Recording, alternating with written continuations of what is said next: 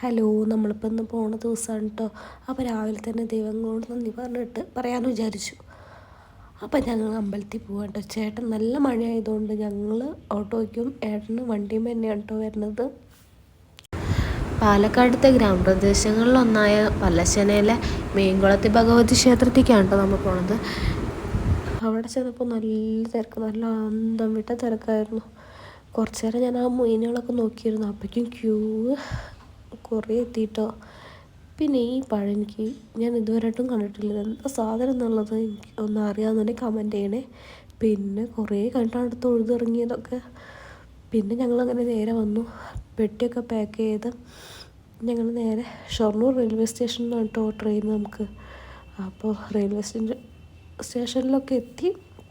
നമ്മളെ ട്രെയിനാണ് കേട്ടോ, രാജധാനിയാണേ. അപ്പോൾ ട്രെയിൻ വരുന്ന നമ്മൾ കുറച്ച് ലേറ്റായിരുന്നു. അപ്പോൾ നമ്മളിങ്ങനെ സ്പീഡ് നടന്നുകൊണ്ടിരിക്കുക.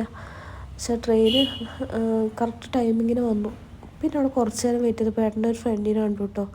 പിന്നെ അമ്മേൻ്റെ അടുത്തും ഏട്ടൻ്റെ ഫ്രണ്ട്സ് രണ്ടാളും വന്നിട്ടുണ്ടായിരുന്നു. അവരുടെ അടുത്തൊക്കെ tata bye bye see you പറഞ്ഞ് ഞങ്ങൾ പഞ്ചാബിലോട്ട് പോവാൻ കേട്ടോ. ഏട്ടനോട് ക്വാർട്ടേഴ്സ് കിട്ടിയിട്ടുണ്ട്. അപ്പോൾ അങ്ങോട്ട് പോവുകയാണേ. അപ്പോൾ പിന്നെ അടുത്ത വീഡിയോവുമായിട്ട് വരാം. ട്രെയിനിലെ വിശേഷങ്ങളെല്ലാം ആയിട്ട് വരാം. ബായ്.